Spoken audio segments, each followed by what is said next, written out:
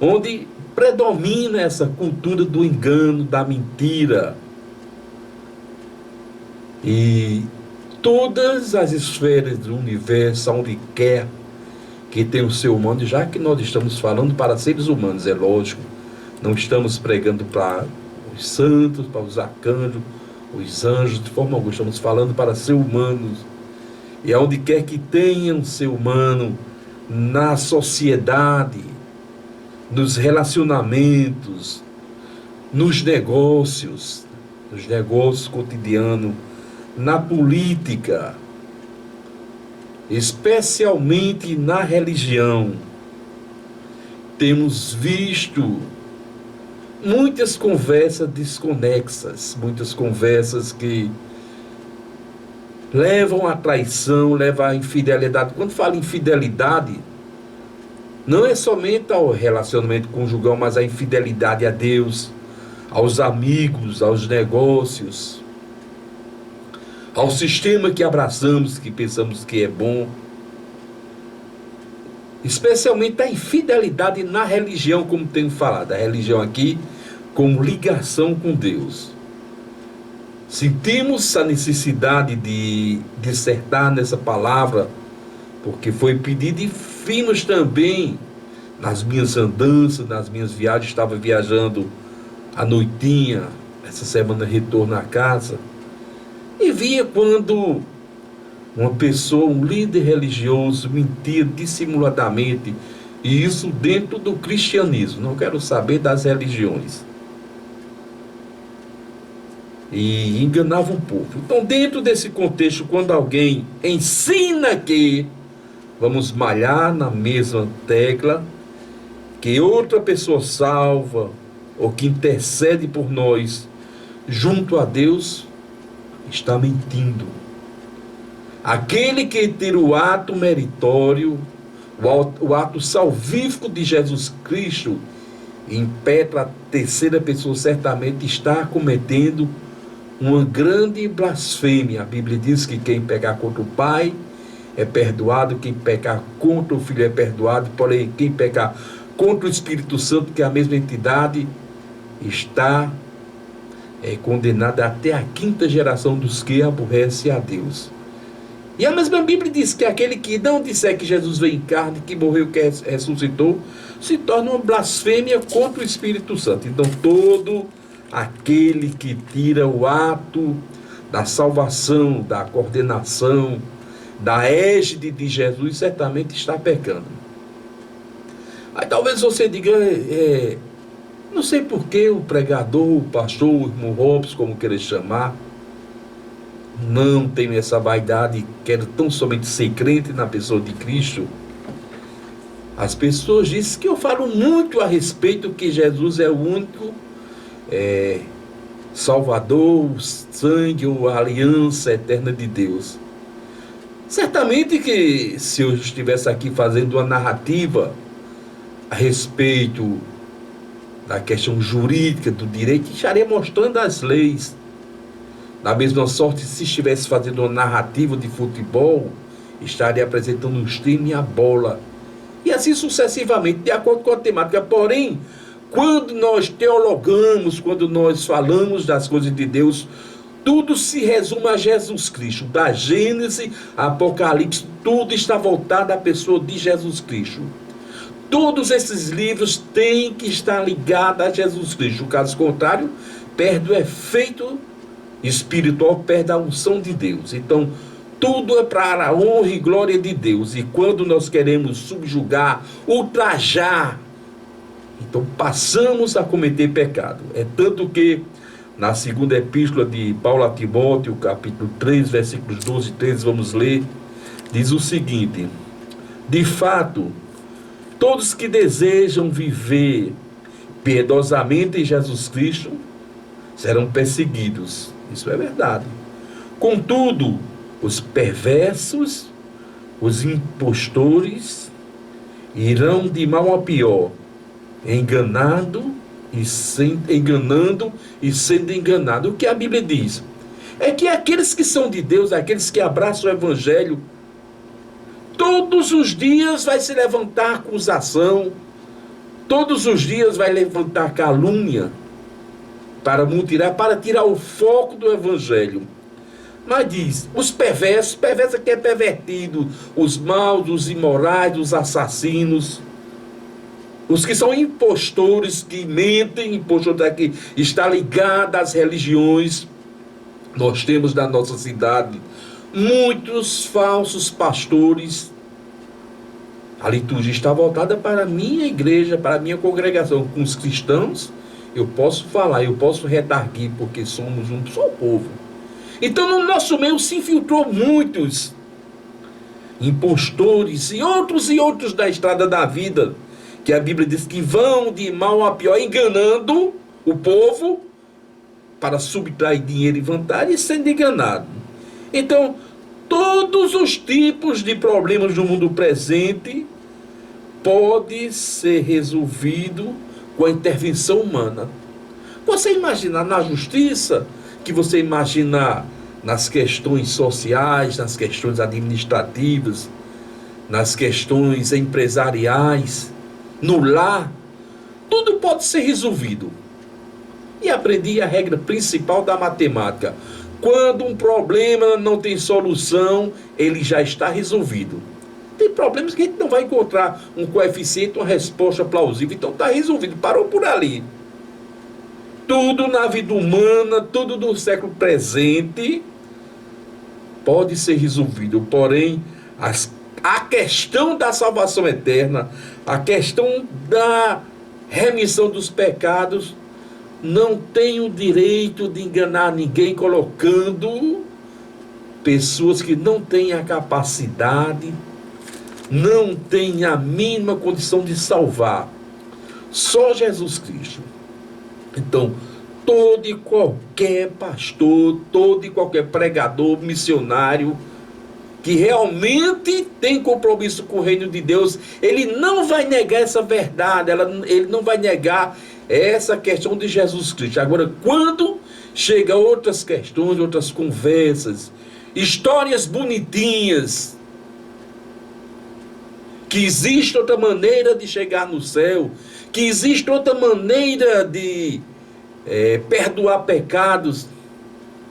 Meus irmãos, meus queridos, preste atenção, leia a Bíblia. Leia a Bíblia, porque todos os dias nós estaremos escutando pregadores fatídicos. Fatídicos é quê? Aquele que procede maldição, aquele que não tem um diálogo eloquente, aquele que não profetiza coisas boas. Vão afirmar que existem outras formas de entrar no céu. Então me pediram, eu não sei porquê, me pede essa temática, se é para ver alguma contenda, se é para ver realmente a salvação. Mas uma coisa eu sou sincero: eu não tenho direito, eu não tenho dever de ensinar, de pregar aquilo que quero. Eu tenho o direito, a obrigação e o dever de pregar aquilo que o Espírito Santo me inspira, aquilo que o povo quer saber. Então jamais estarei aqui trazendo filosofia, jamais estarei trazendo uma teologia da prosperidade, falando bonitinho para angariar amigos. Vimos aqui há poucos instantes que são odiados, são perseguidos aqueles que têm compromisso com o Evangelho. Não estou aqui para agradar ninguém, nem mesmo a minha família, nem mesmo a minha esposa e meus filhos, que são as coisas mais principais aqui na terra que Deus deixou para mim. Lógico, esposa, uma só carne. Mas estou para agradar Jesus Cristo. E quando nós agradamos Jesus Cristo, quando nós realmente valorizamos, reconhecemos que Jesus Cristo é Senhor, aí a coisa muda de entonação.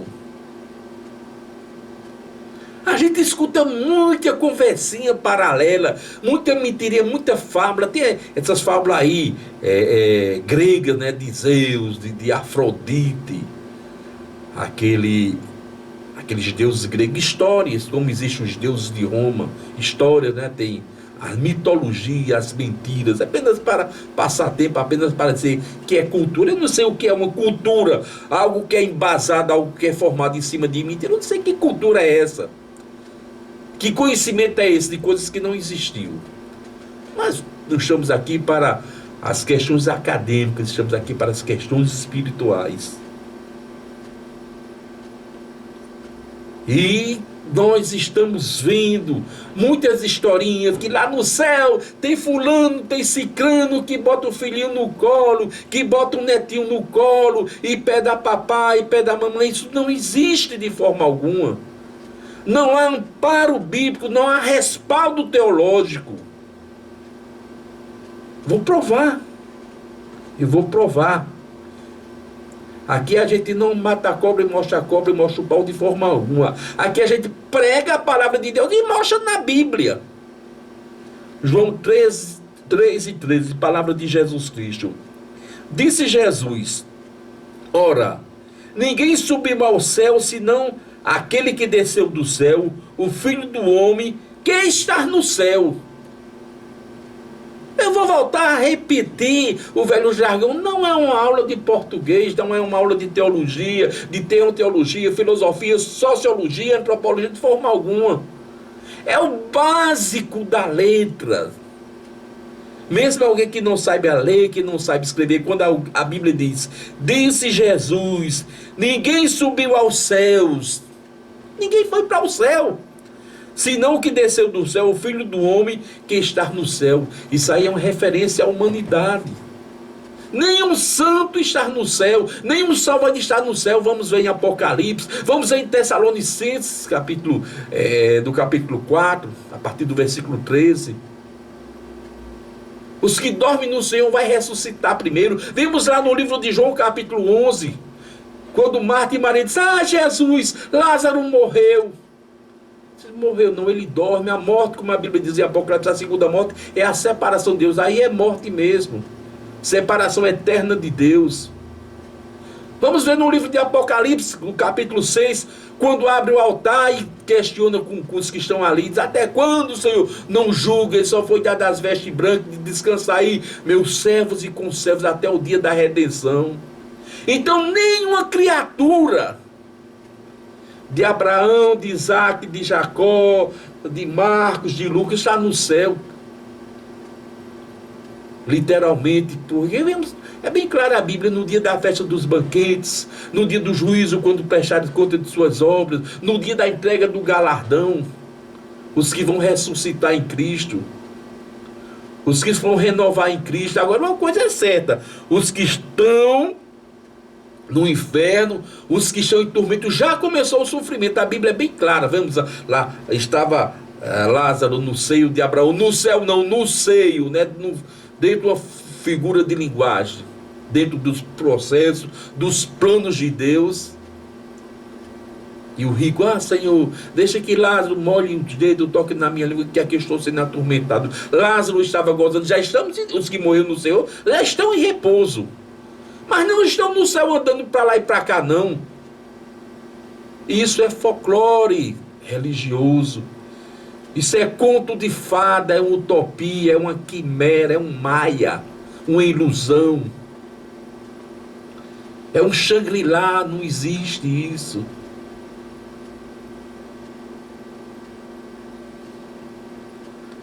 E essas pessoas, e esses seguidores vão se arrepender amargamente,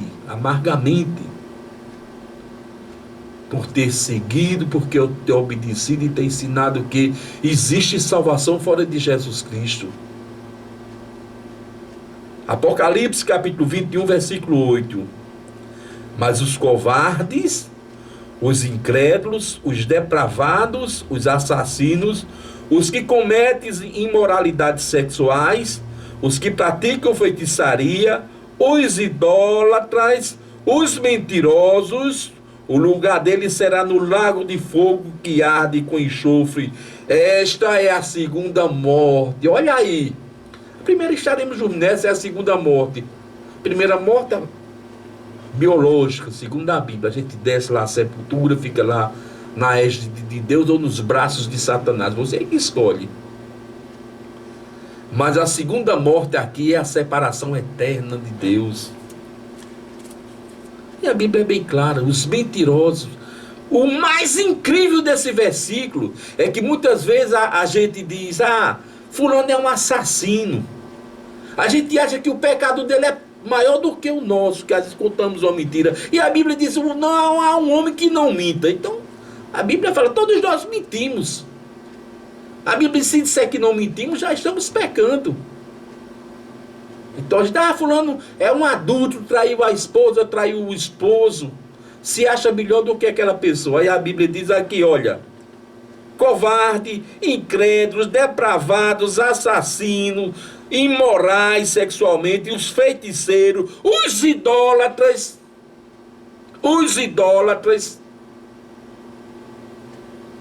e todos os mentirosos. Está no mesmo padrão, está no mesmo versículo, está no mesmo grau de cumplicidade diante de Deus. Então não vamos ser seguidores de uma mentira. Talvez você diga, mas ele é assim, é assado. De forma alguma. Se eu fosse assado, não estaria aqui. Eu estou aqui porque eu quero ver o seu bem-estar, eu quero ver você bem com Deus. Nenhum momento eu digo mude de religião. Nenhum momento eu digo faça assim, não vá para tal igreja. Sou da Assembleia de Deus, não da de Alagoa Nova. Pastoreio por uma Assembleia de Deus missionária. Mas nunca mandei ninguém vir para a minha igreja. Pelo contrário, ensino quais são as verdadeiras igrejas. Recomendo, as que não são boas eu não recomendo. Falo da Batista, Congregacional, Presbiteriana. Um abraço aí ao pastor Ibrael. Falo da Congregação Cristã do Brasil. Eu recomendo essas igrejas, Congregacional, a pessoa do meu pastor Josinaldo.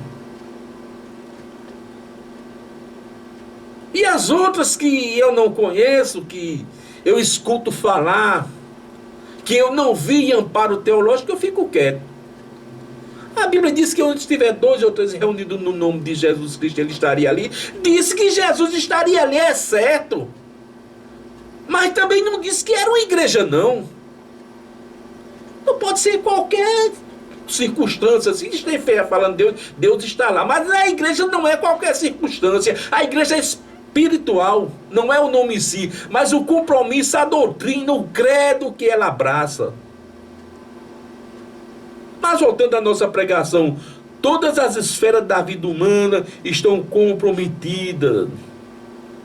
Especialmente a questão da salvação, porque é algo que trata da eternidade. Falamos há pouco, sociedade, política, o lazer, o relacionamento. Todas estão embasadas, estão envolvidas, estão comprometidas com mentira, com traição, com engano, com dolo, com confraria, arranjos para tirar vantagem. Mas todas essas questões, pedindo perdão, mudando de vida, se resolve humanamente, da prisma humana.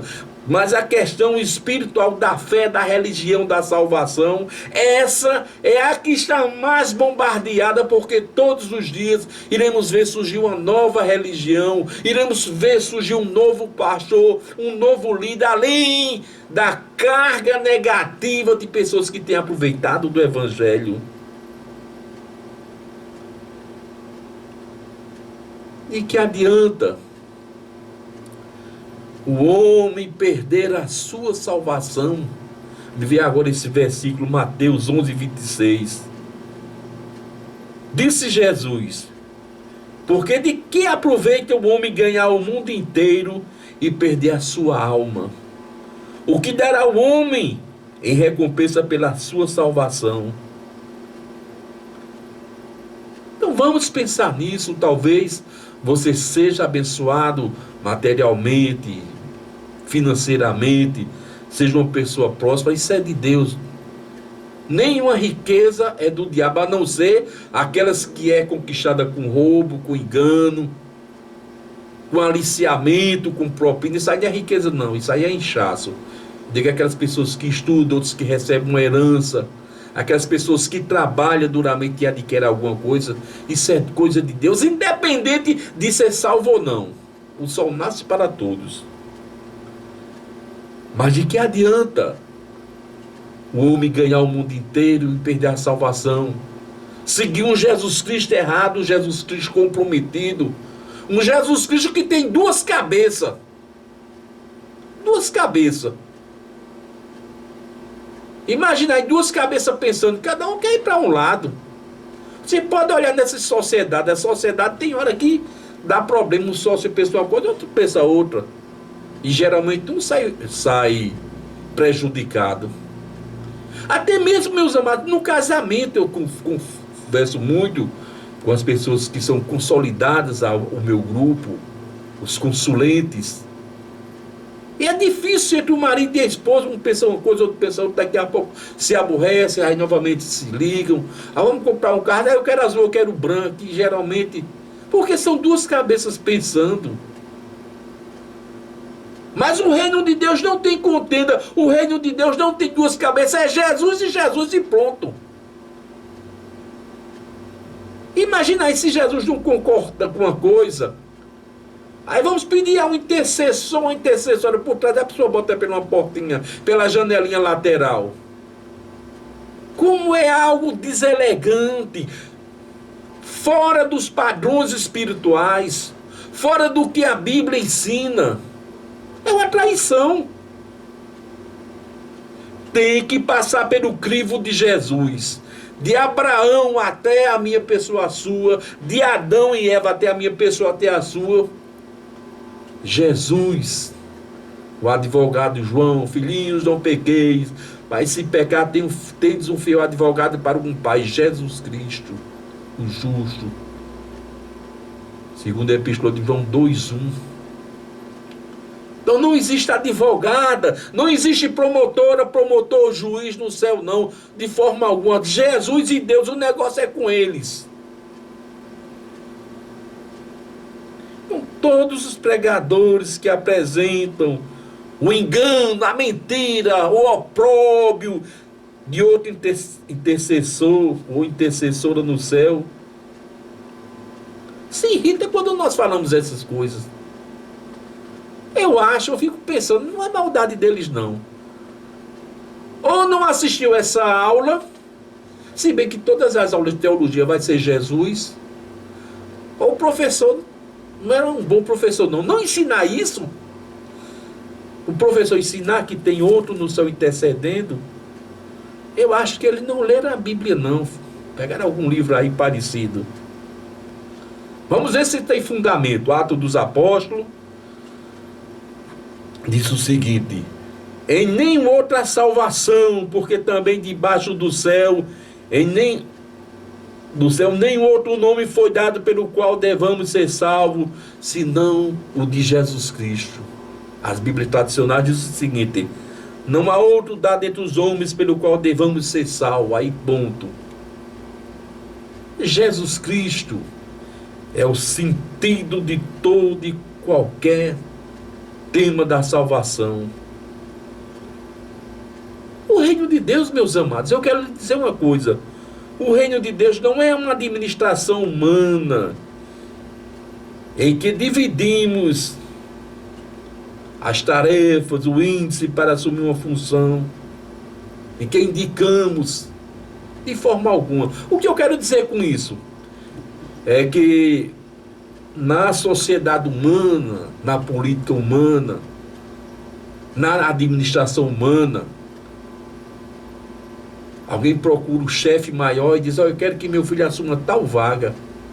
Lá tem um profissional que capacitou, estudou, fez um concurso para aquilo, ou fez uma seleção nas entidades particulares, mas pega o elemento que sem capacidade e bota ali. Bota para aprender com o que é formado. E aquele lá tem que ensinar, senão vai receber as contas, senão vai ser demitido, então tem que engolir cururu mesmo. Acontece muito nas administrações humanas. Eu sou seu amigo, você dependeu de mim disso, daquilo, então bota a minha esposa em tal função. E aquelas parcerias humanas tem que colocar para não perder. O reino de Deus não funciona assim. Tem que ser santo, tem que aceitar Jesus como Salvador, tem que andar em novidade de vida, tem que deixar a idolatria, a feitiçaria, tem que deixar o mau costume, tem que dar frutos de arrependimento no Espírito Santo de Deus. Deus não tem parceria, Deus não tem confraria, Deus não deve favor a ninguém. Deus não chegou ao poder porque alguém colocou, porque um grupinho colocou, não. Deus não é a presidência de uma nação, não, que coloca por 4 anos, depois coloca novamente, depois tira, depois volta de novo. É aquela oligarquia, né? Oligarquia. Bota um para outro, bota fulano aí que é meu. É Jesus não, agora é fulano, agora não. É Jesus Cristo, se não deu para entender, é Jesus Cristo que salva. Tem muita gente querendo colocar amiguinha como representante da salvação, para dar um jeito brasileiro de entrar no céu, de forma alguma. Tem que aceitar Jesus como o único e suficiente Salvador. João 5,24, só falo com a Bíblia. Só falo com a Bíblia.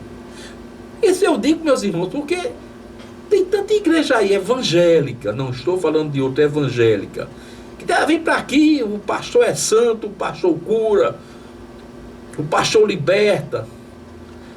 E a gente vai olhar para a vida do pastor, é pobre feito eu. Se é tão santo, tão pobre, por que é pobre? Porque vive lutando para viver e promete prosperidade. E promete cura quando a família é doente, como a minha família também é doente. Nós não podemos dar nada, nós não podemos impetrar nada, tudo vem de Deus. Disse Jesus: eu asseguro que quem ouve a minha palavra e crê no que me enviou tem a vida eterna. Não será condenado, mas passou da morte para a vida. Claro, evidente, não existe nada de difícil. Eu asseguro que quem crê na minha palavra, crê naquele que me enviou, tem a vida eterna. Está começando a entender agora que tem alguém te enganando, dizendo que dá um jeito, que tem alguém brincando com Deus, vivendo um engano da religião. Quando fala em religião, crente também, evangélico é uma religião. Vivendo o engano da religião, igrejas que se diz cristã,